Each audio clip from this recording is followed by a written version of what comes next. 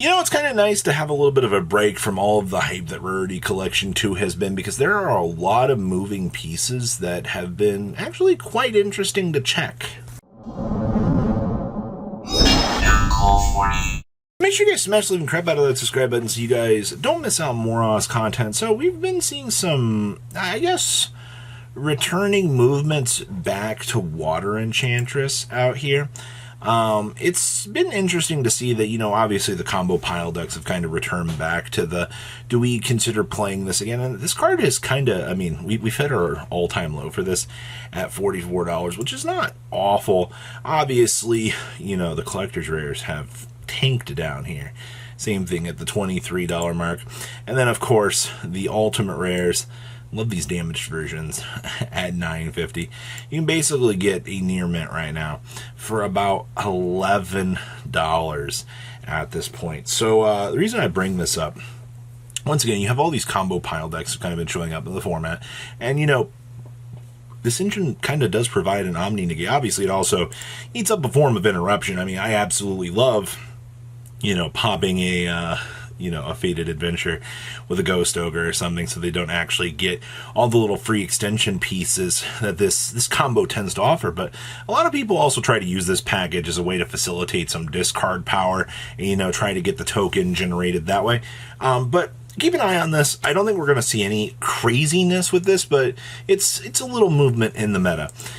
Galaxy Eyes Afterglow Dragon. So this thing actually doubled itself in price, and we've actually been watching it kind of retrace back down. It did touch the $8 mark, and we've been watching a gradual rewind back down to about $8 at this point. I don't necessarily think that's too crazy or unexpected to be looking at out here, especially just I kind of considering how things are going. But you got to remember, in terms of the Galaxy Eyes department, people are still kind of hyped up for the duels pack. People want the chance to get these goodies, and they want to mess around with the new ideas. And Afterglow facilitates those combos in a way that I think it's pretty interesting to see. Rank 8s, I mean, yeah, we have the Horus package, but that's been about the success rate of the Rank 8 package. It was like, yay! Before the Horus stuff, you struggled to make Rank 8s. I mean, they showed up every once in a while, but it was just kind of that. And now that, you know, we can use the Afterglow Dragon with the Tachyon extension stuff, it's brought a new life back to people wanting to pick this up. I feel like I missed something here with My Little Pony Dragon, but Dragonling has, I feel like this card was like $16 to $17. I didn't really think much about it at the time, but as of filming this right now, this card's going to hit $20 for an ultra rare.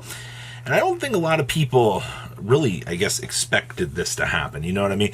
I mean, obviously, a free Lightsworn extender, free Milla Wolf puts an extra body on the field. Like, this card is nuts for Lightsworn. It does everything that you wanted the deck to be able to do. And the fact that you are hitting, you know, these price points out here, looking at this, I don't know, it's kind of cool to see. Actually, an ultra rare, not named Promethean Princess, actually kind of putting up some value.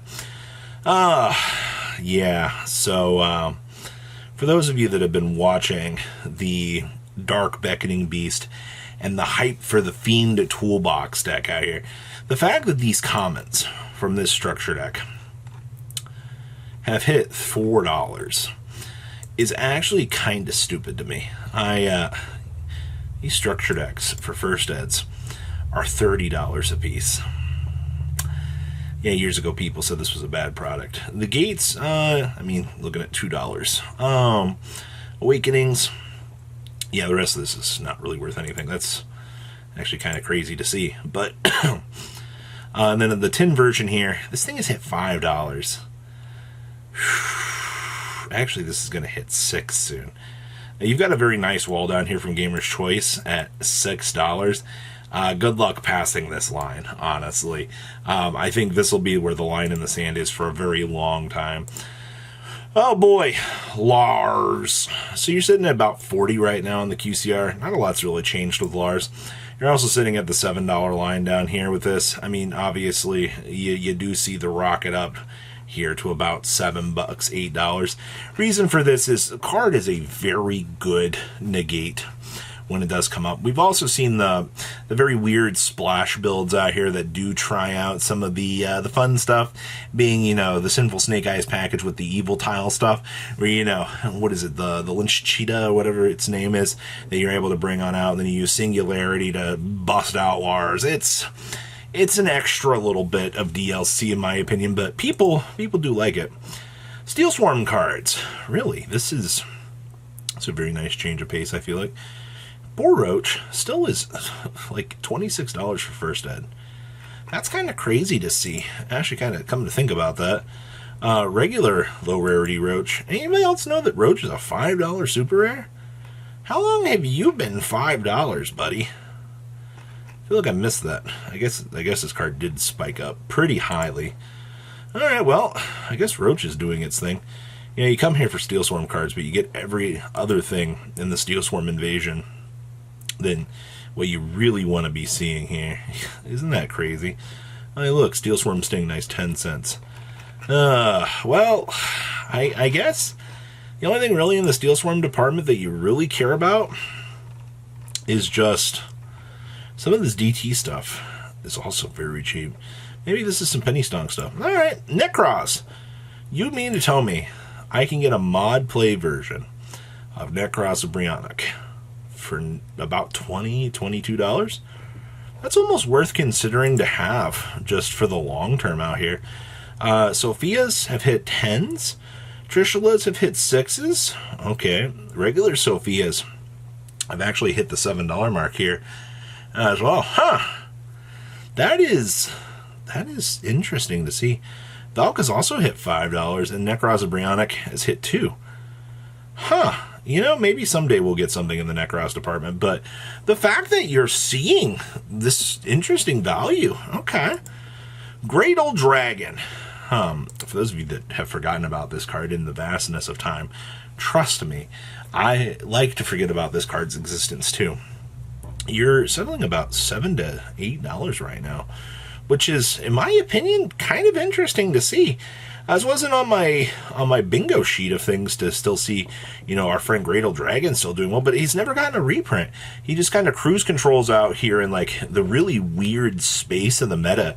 So I guess if you have a Great Old Dragon still, congratulations, a card's still $7.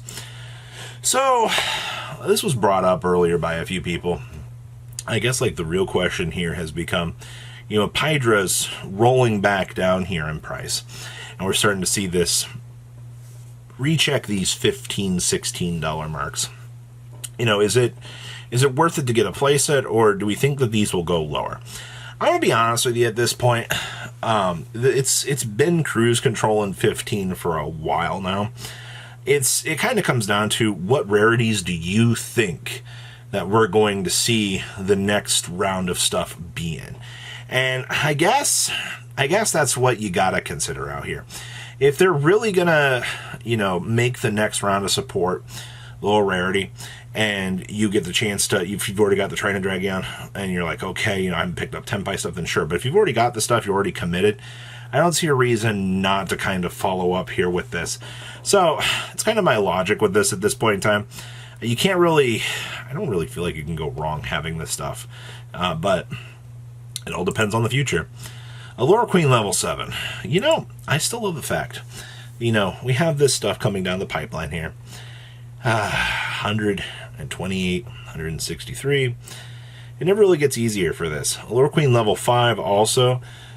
You know, this is still the cheaper one, honestly. You can still get some pretty decent versions of this floating around a decent price point. $28 for that. Man, that looks freaking nice. One of the most beautiful cards out here. The German version looks nice, but that feedback does not look nice. 87. How do you get 87% on TCG Player? Well, okay then. And I want to just quickly check in here with Silent on Arc. See how we're doing. We're at $23 on the Ghost Rare. Got some value going up here, and so forth. Interesting.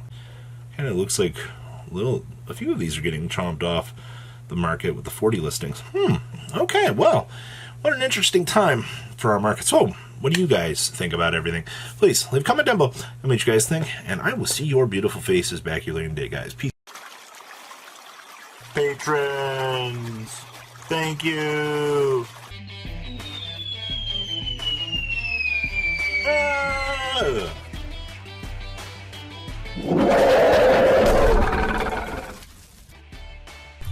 Thank you so much for watching. Check out these other videos.